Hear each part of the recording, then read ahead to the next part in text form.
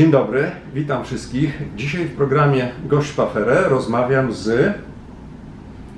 Hello, my name is Antonio Saravia and I am a professor of economics at Mercer University. I'm originally from Bolivia, but I live in Georgia, United States, where I teach at Mercer and direct the Center for the Study of Economics and Liberty. Okay, and you have very interesting presentation about... It's not about economics, it's about how to study behavior, social behavior of societies, studying the red cards and yellow cards in football. So thank you very much for having me and asking about this paper. This is something that I did during the pandemic. I got this data from the Soccer Observatory in Zurich. That compiles 86 different national leagues according to the number of red and yellow cards that they issue or they book per match. Mm-hmm. So, and right on top, and this was astonishing to me because I'm from Bolivia, right on top was Bolivia. So Bolivia. So the worst player, I mean the roughest players seem to be in Bolivia because in average for the 2019-2020 season, in average per game in Bolivia they got 7.01 cards. That's combined red and yellow. Mm-hmm. Okay. And I thought, well, this is interesting. I mean, Bolivia seems to be these rough players play very, very aggressively. And then I started looking at the table, and I noticed that there were some Latin American countries right kind of on top. So, for example, we're today in Colombia. And Colombia is at 6.42 cards per game in average. And then you start going down the list, and you see the European countries, Italy, Spain, and so on. And down at the bottom, you have the USA with 3.7 cards per game, and you start going down and you see Norway with 2 cards per game, and then Japan, which was totally at the bottom, about 2 cards per game. Okay, so Bolivia, that you saw your compatriots on the above of the scale, so it triggered your research. It triggered my research. I thought perhaps there's something here. When I look at the countries and the ranking, seems to me that the countries that would think of, nice countries where I would like to live and develop companies and business and so on. With polite people.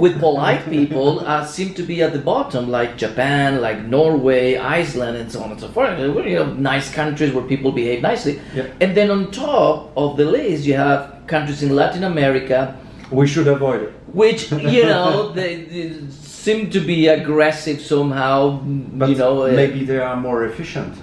You mean efficient in terms of? Okay, so there is an expression that sport is it's a war, but without casualties. Right. Okay, so when you are playing the match, it's some kind of war, and you have to win. Right. Okay, so any method it's good provided you win. Well, okay. Sure, but you're breaking the rules. That's why you're getting issued these cards. Okay. Right. So that to me was interesting, and I thought perhaps there is something here that we are reflecting in soccer what happens in society, and that triggered my research.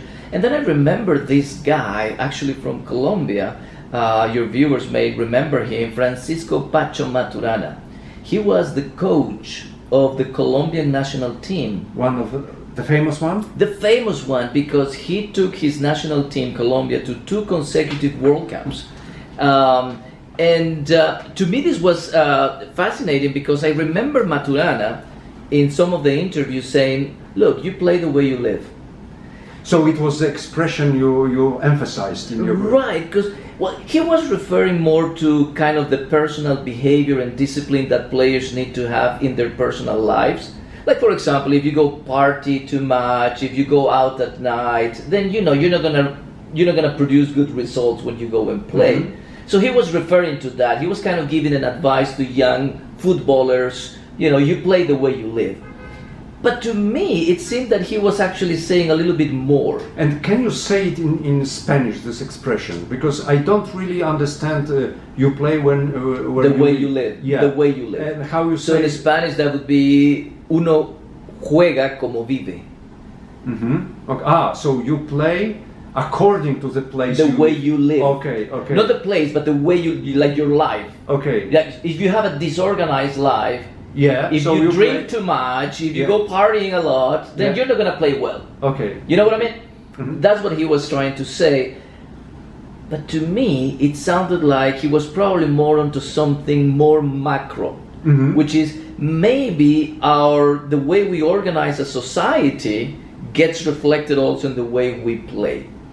So I started doing the research. I put some data together, indicators of aggressive behavior in society, which essentially boils down to social capital, and correlated that with the number of cards.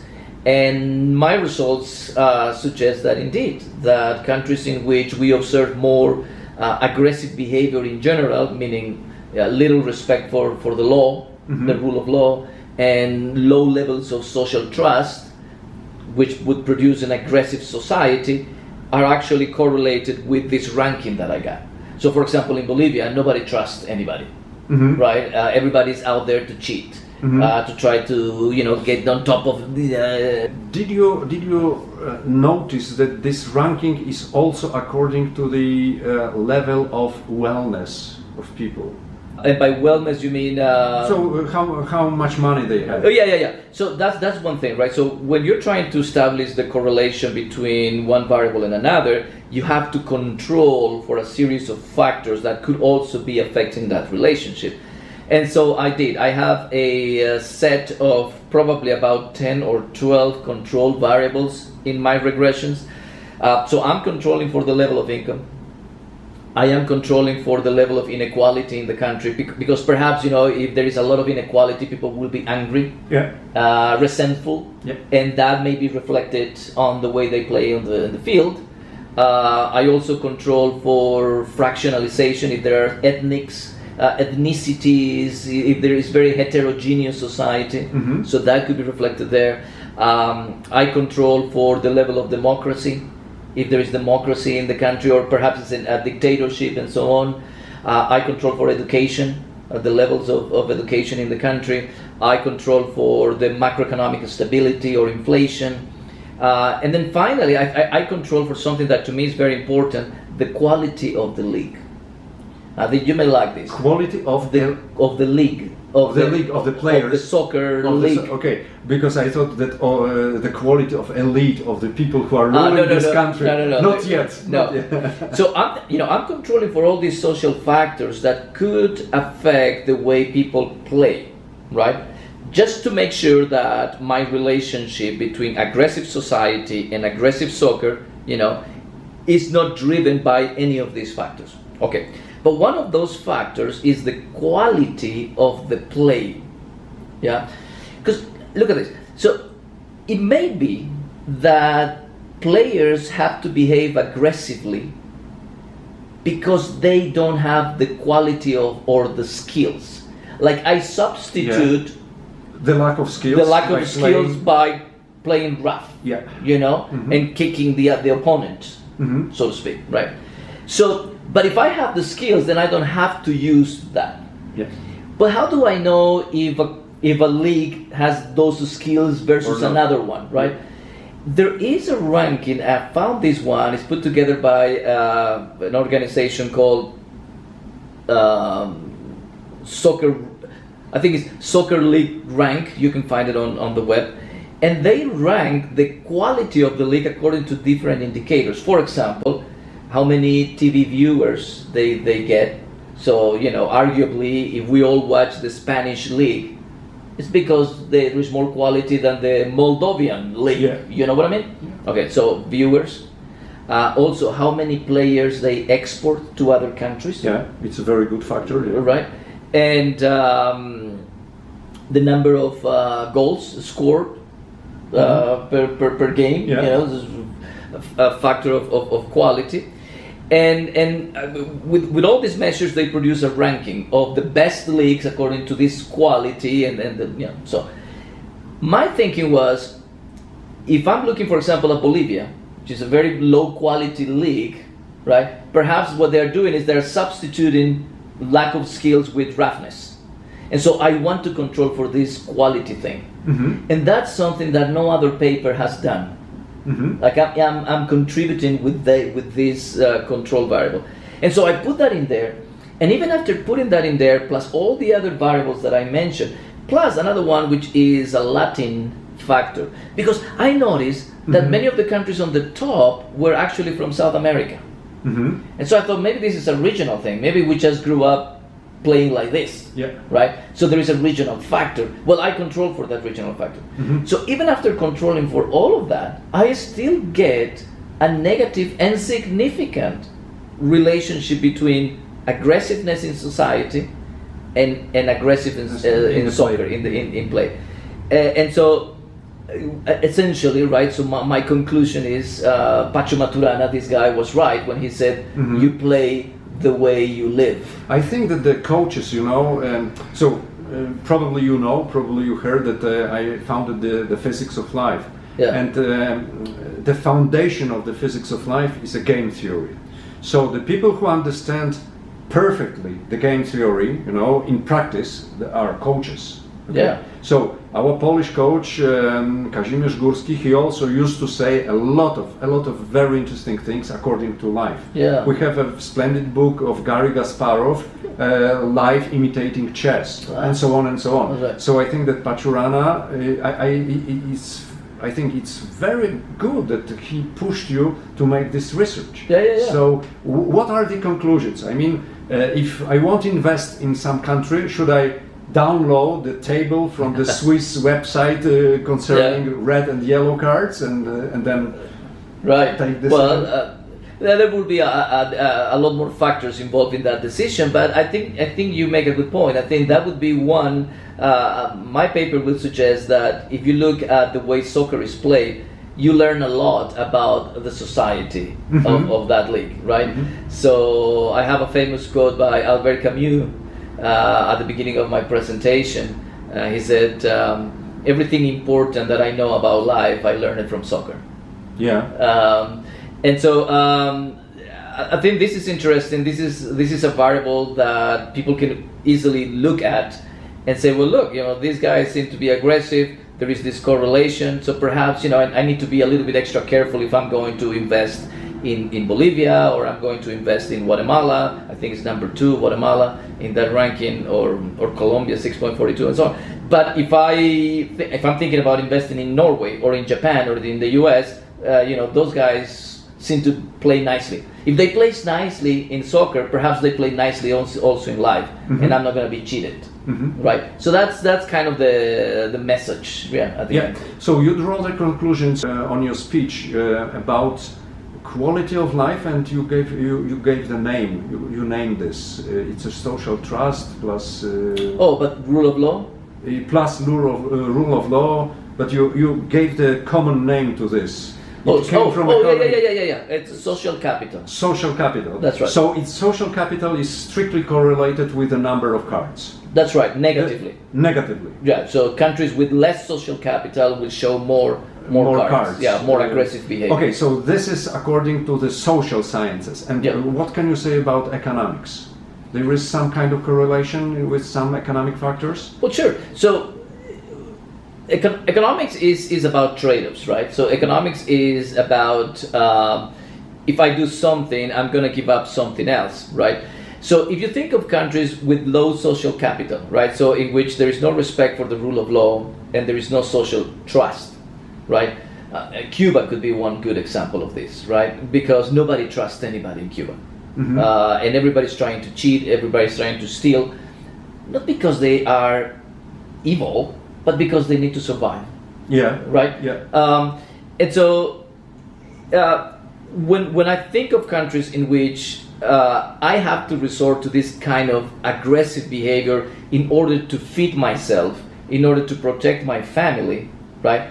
Then immediately what I'm going to be thinking is, well, this is a very bad place to do business, right? Because my business is not going to flourish or be successful depending on my efforts or whether my product is good or not. It's going to be depending on how much I can cheat the system. And that therefore, pushes away all kind of investment and good things happening, good reforms in the country. And therefore, economically, my country remains backwards. Right. So it has a lot to do with the the way we develop as societies. Now, in terms of what people identify as typically economic indicators, for example, inflation or this kind of stuff, well, if we have a country with no investment because people don't want to come and invest because we cheat, because we don't trust, therefore we're not going to be able to generate income. Probably the governments are going to have to substitute that with spending. They're going to be growing big. Mm-hmm. And then we know, what will happen. It also indicates that this kind of governance is bad, generally. Oh yeah, for sure. Yeah. Mm-hmm. So it kind of fits on itself, right? So we have bad governance, therefore people have to cheat in order to move forward, and because people have to cheat, no investment comes to the country, and because no investment comes to the country, the government has to supply all these other things by spending too much, generating deficits, and you having this... Instead of improving social capital by education and explaining. By the way, so these results are very interesting and very simple to understand, I think. How do you, what do you intend to do to spread this message, to make it, to let those to the governors to let know about your research, they take it under consideration? Yeah, well, this is the permanent dilemma that academics face, right? So we tend to have quote unquote good ideas and good research, and we publish in these academic journals. And then nobody reads that. And I've been doing that all my life, publishing, and I got tenure, which is a great thing. But you're right; it's very difficult to make it to society, to politicians, to policymakers to read this stuff. And that's why, for example, I'm here. That's why I attend conferences. I travel around the world. I am engaged to speak. I do a lot of media requests. So if you Google me, you'll see that I've done a lot of interviews with... So Google this, please. So here is your name. Okay. So I would like to ask you also to send me your presentation if it's not secret or top secret. Not at all. And I will write an article and more. I work for one of the biggest and famous Polish internet televisions. It's an independent television, so I cannot guarantee, but I can say that I will guarantee at least 10,000 views, because this television is very, very popular, and I think it will be very hot topic because it's interesting, just study how many cards in the league and how it reflects the behavior of the society. A lot of people like soccer. And those are the comments. I saw your presentation. It said it was soccer, so I wanted to go and see what was going on. And so this paper it got published in one of the most respected journals. The Q1 are very difficult to land, so I'm very happy about it, and I hope I can keep presenting it around and talking to people. I think there is a lot to learn. Okay, thank you very much for this very interesting interview. And I hope that your message will spread around the world, and especially governing, those in power will draw conclusions. I appreciate it. Thank you so much. Thank you very much.